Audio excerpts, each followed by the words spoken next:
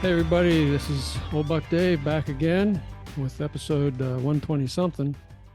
I'm not paying attention here. Who's with me here? Mr. Dale, I hope. That would be old Buck Dell. All right. And we've got a special guest today. This is our buddy Joel.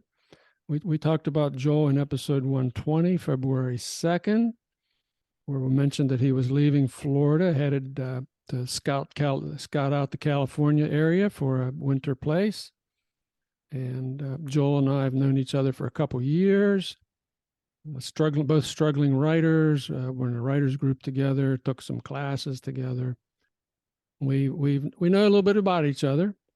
And today I'm interested in finding. First of all, welcome, Joel. Thank you. So good that you could have some time to do this with us today.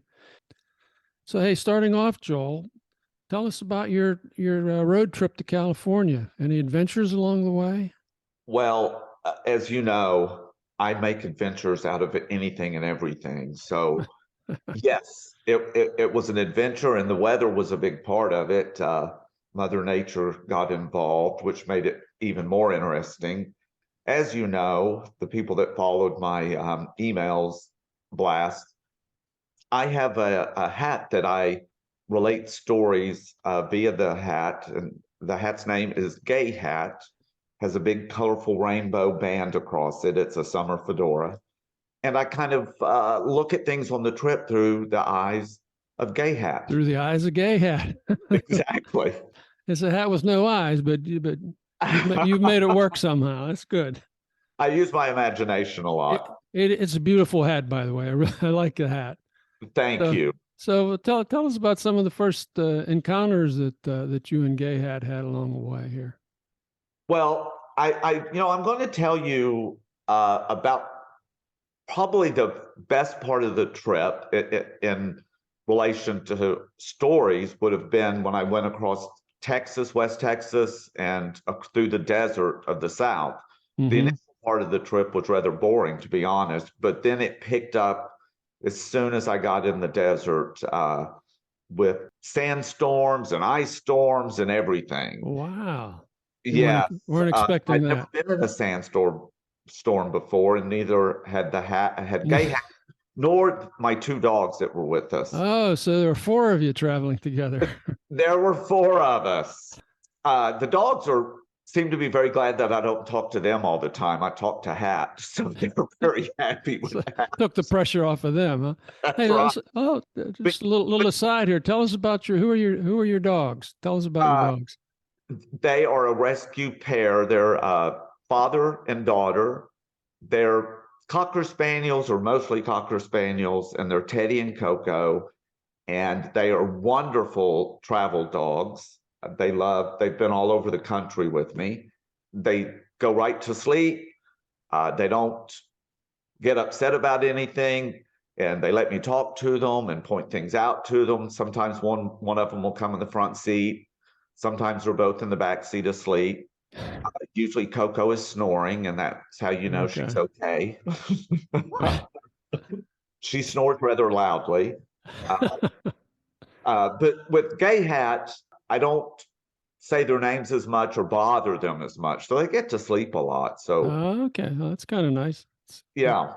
And they refuse to drive. So it's like, just, well. Being retired, So you and Gay Hat are doing all the driving. Absolutely. Okay. And Gay Hat is a bit, I won't say bossy, but likes to run a little interference along the way. Especially when I miss an exit, which I do on occasion, or I misinterpret what the nice lady on the GPS is trying to tell me. And Gay Hat never misses a trick, never misses a turn or anything. I think of Gay Hat at this point as a rebellious or a teenager, know-it-all teenager, I should say. And but I've made Hat, I've personified Hat as a very engaged and rather intelligent teenager who is aware of the fact that they have intelligence. Okay. And one of the things I tried to do, and I wanted to tell you guys before I get into very much of this, is this has been a practice for me to use the term they, rather than he or she. And this came about because when I first started reporting last year on a trip via Gay Hat, it was amazing that some people would refer to Gay Hat as he, and some referred to Gay Hat as she. And so it dawned on me that this is a perfect time to be more practiced with using they and them. Okay. And so I've really tried, and some of the readers have noticed that as well. It's a perfect application. Yes, yes, an androgynous hat. And Gay Hat's good about this, right? But I will tell you a couple of funny things. Yeah, that happen. There are signs in West Texas that say, and I wrote this down. It says, "Do not pick up hitchhikers," and then below that it says, "Hitchhikers may be escaping convicts." And of course, Gay Hat piped up and said, "Well, why wouldn't you want to pick up a hitchhiker and get them away from the escaping convicts?" And I thought about it, and Gay Hat's good at this. That's a good point. That is a good point. And I said, I think they really mean that hitchhikers may be escaped convicts. So you don't want to pick those people up. And of course, Gay Hat said, well, they don't know how to use the English language. And I said, well, you can write the Department of Transportation in Texas and let them know that. Let them know. They're waiting for that letter. They're waiting for that letter. Send it directly to Greg Abbott if you need to. Yeah. Oh man. Hey, Joel. Yes. Let me interrupt you a second. Do you have like a blog or something that you write to? Obviously, you can put down your thoughts and send them to somebody. Is that what you're implying there? Well, I think I've had several people ask me to do something kind of like what you guys have going on with the podcast. And really the only thing I understand in a very little bit of it is on Instagram. They have, I believe they call it Reels, where you do a recording and you just post it on Instagram. Mm-hmm.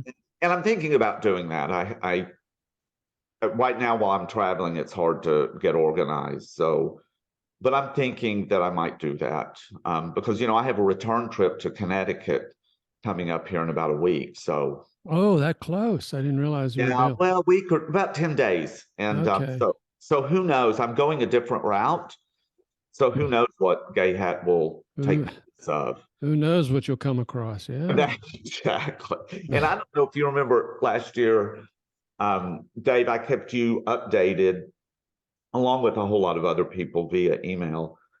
But we came across a sign out there of cross traffic ahead. And Gay Hat, and I've always thought, well, there's traffic coming from the left and right, and you need to be cautious. Well, Gay Hat interpreted that as traffic that's angry and said, oh my gosh, there's road ragers up ahead. Road rage ahead. And he said, we're in Texas, so they probably have guns. Yeah. Honest. He said, they said, don't honk at anyone. Don't honk. I was like, well, I won't. I'll make sure of that. Oh, geez. Hey, Joel. Yeah. The concept of a Gay Hat, let's say, we'll use that as an illustration. I'm sitting there chuckling to myself that you got this two-sided brain. one looks at something maybe logical, and then old Gay Hat can come up with an alternative view of this, and your ability to play that off. I think it's kind of funny. I think the way you're doing it is kind of interesting. Dale, I have to say that's the way, scary as it may sound, that's the way my brain works 95% of the time. I'm like my own sounding board inside. I read or see something, and I immediately turn and come at it from a completely different angle. And I don't know. I understand. I completely understand. Dave. And Dave Gay will Hat's tell the you. perfect foil for that. The perfect foil, my alter ego. Your alter ego. Yeah. Well, Dave and I, this podcast basically, to some of our regular listeners, I mean, we've been friends for many years, and we encourage, friendships. And I can't tell you the number of times, even before we did this podcast, where I'd come up with these ideas and we'd be sitting over coffee. And you have Gay Hat to tell this story for you, but I had You're to stuck tell with him all to Dave. I mean, I say, "Hey, Dave, you know what that means?" And I'm thinking to myself, so that's a good. I I think think it means it's a good release. Yeah, it means I'm going to be replaced by a hat. Way to go, Joel. Give him ideas. You're welcome. No, but- Bill, it would give you a lot less grief, I think. I'm not sure, but I think so. Well, the way I look at it, you're communicating with a few neighbors, friends via correspondence, and that gives you an opportunity to get that alternate view. Generally, Dave and I are in person when we come up with all this. I come up with all SWAT stuff. So anyhow, I'll carry on. I think we'll have to look forward sometime in the future when Gay Hat has an adventure that you want to relate. You'll have to tell Dave about it. And like I said, there is one coming up very soon. The reason this came about was people would ask that I keep them, engaged on the trip. Mm-hmm. But better than, saying we went through a sandstorm or whatever, it gave me an opportunity to really express it in a more colorful manner and with more detail, and people find it fun, so they actually read it. So that's kind of the nexus of the whole thing was that, and also, like I said, giving the dogs a break, because I was talking to them way too much. I could see it in their eyes. Oh, here he goes again. And being a bit of a snob, Gay Hat, when we would be ready for a break or something, maybe get a snack, and they have the signs that list everything at the next exit, and Gay Hat would enumerate each one, and I won't name names, but we'd have a fast food restaurant, and he'd say, "That's not food, that's not food." And the accommodations were, "I'm not staying there, I'm not staying there, that one will do." And so we would go. And so he kind of, his snobbery kind of kept me from eating really bad food. Yeah, he's looking out for you. Yeah, or staying. It's looking out. They're looking out for you. See, I'll get this down. Yes, and he came about because we stayed one time out of desperation, let's just say a lower tier. It was a motel, not a hotel. A motel. Yes, and they can be really loud, especially because they often have like groups from like that are working somewhere nearby, and they all go out. Escape convicts, maybe, Escaping, and they are loud late at night and early in the morning. So, and was having none of that.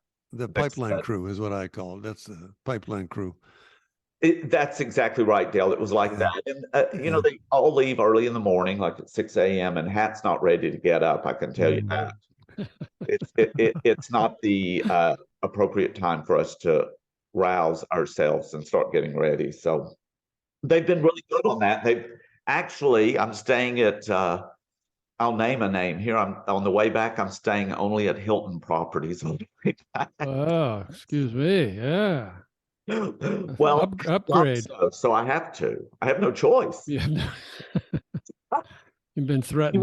You want to keep the teenager happy, correct? That's right. You can never keep a teenager happy. Come on. Well, all you can do is try. Yeah. All you can do is try. These storms have been a bit problematic that I have to keep Hat in the car a lot when we stop, whether it's for gas or to take a break at a rest area, because the winds, a lot of them on the way out here, were so fierce. We went through areas that had 50 and even 60 mile per hour winds, and I, had to lay down the law. I said, Hat, it's not safe. It's not safe for you to be out there. And the parents looking out for the teenager. That's exactly. Nice. That's nice. Very nice. So anyway, it's been a lot of fun, and if the weather's not bad on the way back, I'm going to we're going to have more adventures on the way back than we did on the way here. That's the plan. That's the plan anyway, huh? Yes. So I have a question for you, Joel. Sure. So where is your primary home? What part of the country are you living in officially? Are you living in California, or do you live someplace else? Well, home is in rural Connecticut. Okay. Out where kind of the horse farms and everything are. But I will announce here that we actually did buy a home out here. Oh, okay. This will be like breaking news then. Breaking news. Only a couple of people know. We haven't really told people. But well, by tomorrow, it's going to be another 24,000 are going to know. Our listeners. Anyhow, they won't know you, so what the heck? Is that how many listeners you have? Only in my dreams. In my dreams. No. Well, they're obviously all very astute. We have quality listeners. We may not have quantity, but we've got quality, which is much better than quantity. Yes, absolutely. Yeah. But no, we did buy a house. It's not going to be finished for a few more months. They just broken ground on it, and so we just said, "What the hell," and bought it. And so now, rather than Florida, Southern Cal, we're in the desert near Palm Springs. This will be our winter place. Nice. And I can tell you, it's beautiful out here. Well, as you know, my son lives in Yucca Valley, and he loves it out there. He's at a little higher elevation than you. Yes, and you come and visit sometimes, so I will get to see you when you come out here. You will get to see me, like it or not, baby. I think we're only like 30 or 40 miles. I was about 40 minutes, I think.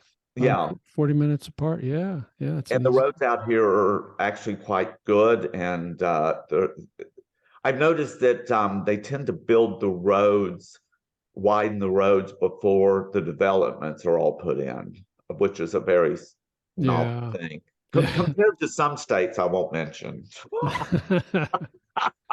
Yeah. I'm sure the traffic has gotten much better in Sarasota.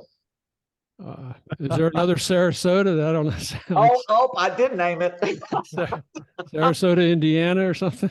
That was Gay Hat talking. That was Gay Hat. No, the traffic is terrible.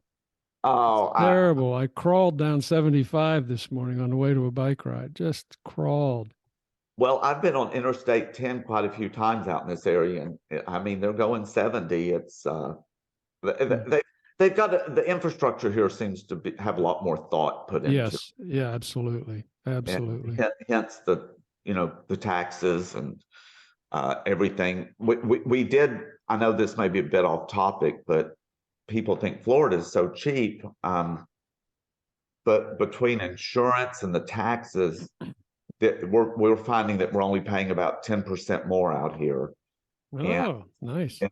And it's much more welcoming to people of all kinds, as you know. Yeah.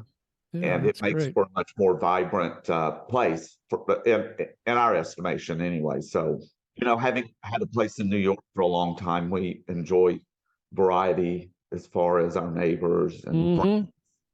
And we're finding it here more. Oh, that's great.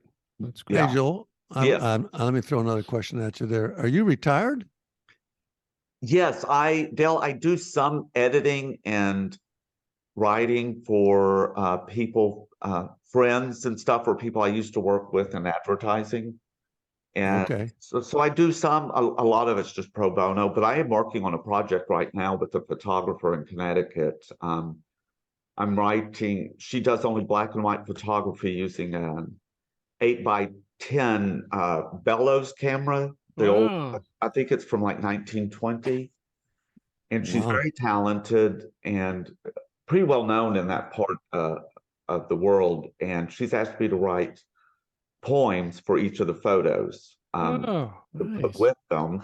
So I'm having a lot of fun with it. That's this summer. So I've been working on that a lot too. So you're basically retired, but you're busy in retirement, that's what I'm reading there. I would say that I'm busier now than when I was working, to be honest.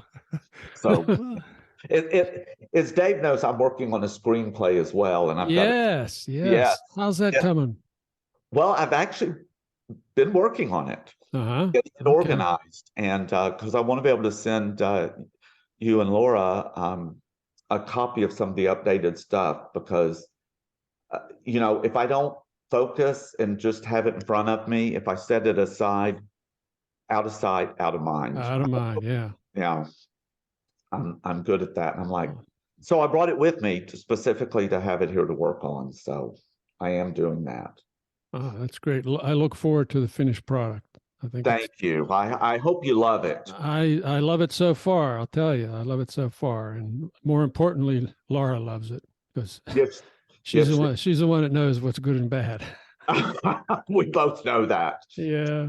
She's a wonderful person to have critique your work. She is, and just a wonderful person, period. Yes. And I will say, I won't get sappy or anything, but there's a lot of drawbacks to having to uproot, but we felt we were kind of forced into it. So, So I'm not party to this Laura girl. Is she also a bit of an author of some sort? I'm taking it. Yes. Yeah, she's an excellent writer, and she, Dave, she taught at Ringling, didn't she? She taught courses at Ringling. She was a high school teacher, an English teacher. She was an editor. She a playwright, or she did all kind of stuff. She's really talented. Yes, her mind. She's very sharp and focused, and she can take something that you've written and just go through it in a very kind way, and just lay out some suggestions. And they're always those suggestions that a lot of times they were there in your head, but you couldn't quite get to them, if that makes sense. You knew something was off. Yeah. Well, she finds it and tells you what's off. Yep. Yeah. So she's wonderful. I would say this, Joel, that the old Bucks, I would like to think I could write. I get one or two sentences down, then my mind goes blank, and that's the end of it. But Dave is a writer, and he hangs around with some writers, and we support writers, and even interviewed some authors. So carry on out there with your writing, and when you get a blurb, maybe the old Bucks can read it for you or something. Who knows? Well, I will do that, definitely. I appreciate it. And as Dave will tell you, if you write, it's kind of an addiction. I could not imagine myself not writing. God, my brain would really be full up with stuff if I didn't get it down on paper. And believe me, that's a very scary thought. Yeah, I've jumped back into it here more seriously, and I'm enjoying it. Yeah.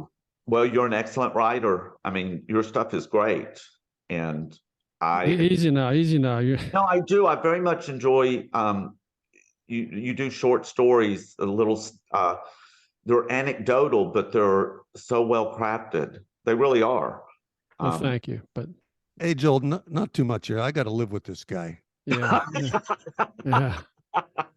I mean, I give him credit for the show notes that he puts in, on the podcast thing. I think that stuff is pretty creative sometimes, but you can't, I still have to visit and have coffee with him. He won't be able to get it into the Starbucks. His head will be so big. You guys know I'm going to cut all of this out. This is all coming out. And I'm going to remember and say, where's all that stuff about you? Oh, man. And so you're digging California. Yes. And another week you're headed back on a different route. So listen, we certainly look forward to getting more feedback from you. We'd love to have you back on the Bucks again to tell us the next chapter in your adventure. Okay. If you're agreeable to that.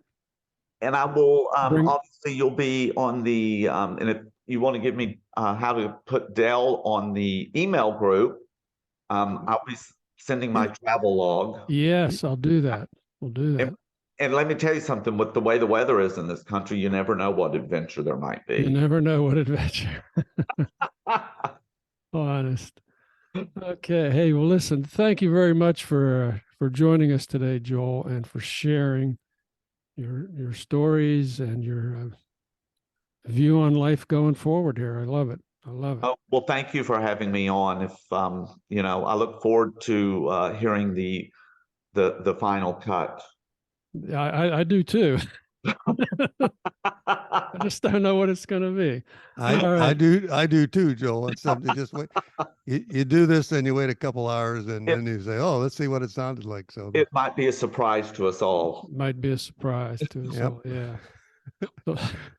So anyway, listen, this is Old Buck Dave saying thank you, Joel, and we're headed out of here tonight. And thank you, Gay Hat. Thanks, both of you. Gay Hat didn't have much to say, but the stuff that Gay Hat said was all good. Well, as a moody teenager. Moody teenager. Wait. Gay Hat says it's not ready to go. Has more to talk about. So let's keep going here. Let's see what else is going on. Well, if we do have a couple of minutes, I will tell you about the most fascinating desert incident, and maybe other people have experienced this, but we drove into a dust storm, and we started getting these screeching, the warnings you get for an Amber Alert or the phone. Oh, on the phone, yep. Yes, that when you're driving in the middle of the desert, we all kind of jumped, out of our skin or out of our hats. And there was a lady announcing what to do if you got in zero visibility. Oh, yeah. And I was like, okay, I listened. And then the signs on the highway were stacked up telling you what to do if you got in a sandstorm. And then the screeching tone came on again. And we ended up we were lucky enough to be near an exit in the middle of really nowhere. And I took the exit and on this little broken blacktop road, got off of the road, kind of out away from the road, which is what they told you to do. Yeah, get off the road. Be able to get back on the road or get stuck. And the storm that hit us was, it was rocking the Hatmobile, as I call it. And it was hitting the side of the car so much, it sounded like somebody was like throwing pebbles. I mean, it was just, you couldn't even see the end of the hood on the car. We got back on the road after it stopped, and we drove about 10 miles, and there was a sleet storm. Jeez. It's like, oh, man. I thought, Hat goes, it's that noise again of stuff hitting the car. It's that noise again. It's that noise again. I said, well, Hat, this time it's sleet. Hat asked me why. And I said, why what? Why do people live here? And I didn't have an answer. Didn't have a good answer. And then finally I said, well, it's their home. And like a good teenager, why? And I said, well, maybe this is their ancestral area and maybe they want to live here. Mm-hmm. And he said, well, some people are just crazy. We couldn't get out of that soon enough. And then, so it was about a good 45 minutes of driving between the two of them that seemed like 4 hours is what it really felt. Oh, man, that had to be terrifying. Yeah. Yes. So anyway, I thought I'd throw that in. I feel your pain. Yeah. Jeez.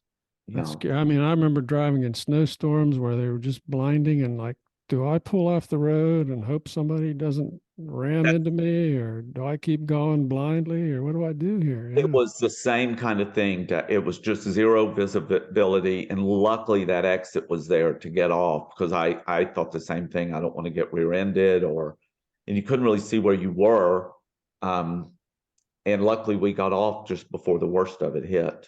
So I was thankful for that. Well, we haven't had any sleet here in Florida, and haven't had any rain for about 3 months. Well, you have other things to contend with. We do, yeah. So some of them are in Tallahassee. So, it all emanates from up there. It's a strong mood. Oh man, I'm not. Hey, Dave, I'm not showing any time on my machine here. Did you Are we on a timer? I'm at 37 minutes actually, but I went for the unlimited because we've gotten scorched here a couple times, running out of time. Okay. I was going to say you don't want unlimited with me. I didn't say we were going to use it with you. Yeah, you're not gonna get all that on here. I can tell you that right now.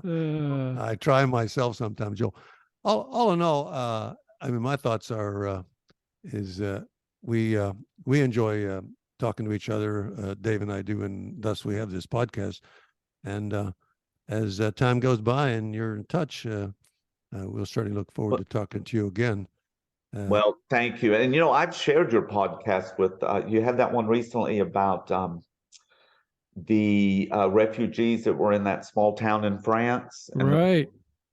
Well, I have actually the son of good friends, and now he's a good friend that is over there. He heads up a small nonprofit, and he's in the Ukraine. And I shared that with him. He, something positive for him to see, because he works with the people on the front line. So he's seeing all the bad stuff. Yes, and he was. It's amazing how something that you do from Florida can be, with modern technology, it can be shared everywhere. Yeah. And it is. And I can only assume that my friend Ian, he probably shared it with people there. So, because there are a small group of them that is doing a lot of good work. So I was very grateful for that. It was we have gotten some downloads in Ukraine. Absolutely. Yeah. So thanks. Yeah. Hey, Joel, I have a question, Joel. Sure. Did you listen to any other of the podcasts of our podcast, some of the older stuff? I've listened to them off and on, from the beginning. I even remember some of the early ones about the do you remember the kitty litter? Oh my soul. That's way back. That's way back. That's like, yeah. You can edit this out, because I was like thinking they're talking about cat shit. That typical gay hat thinking there. Hey, listen. Yeah. Hey, did you ever listen to the one about when we were trying to fold those fitted sheets? No, I didn't, but if you can send me that one, I'd appreciate it, because that. Hey, Dave, I think you might like that one. I would probably, because you know what I do? I smush them under the top sheet. I fold real nice, and I smush them under it to make it look good. Well, listen to that podcast. It'll teach you how to fold. We'll send it to you. It's a lesson on sheet folding. That's a universal issue. It is. Oh man. Yeah, and I've listened to, you've had some where you've interviewed authors, and I listened to those especially. You guys do good and fun things. All right, hey Dave, I was gonna say I'm working. I was working on a side-by-side scrubbing a big sort of a ballroom floor, and I got to go back and put the wax down, so I can't stay with you too much longer. I just want to say again, thanks, Joel, for joining us. It's fun to be with, and this is Old Buck Dell saying I got to go and catch up with you next time. That sounds good. I thank you both for having me on. Thank you very much, Joel. Old Buck Dave again saying take care. We'll talk to you soon. See you, everybody. Bye-bye.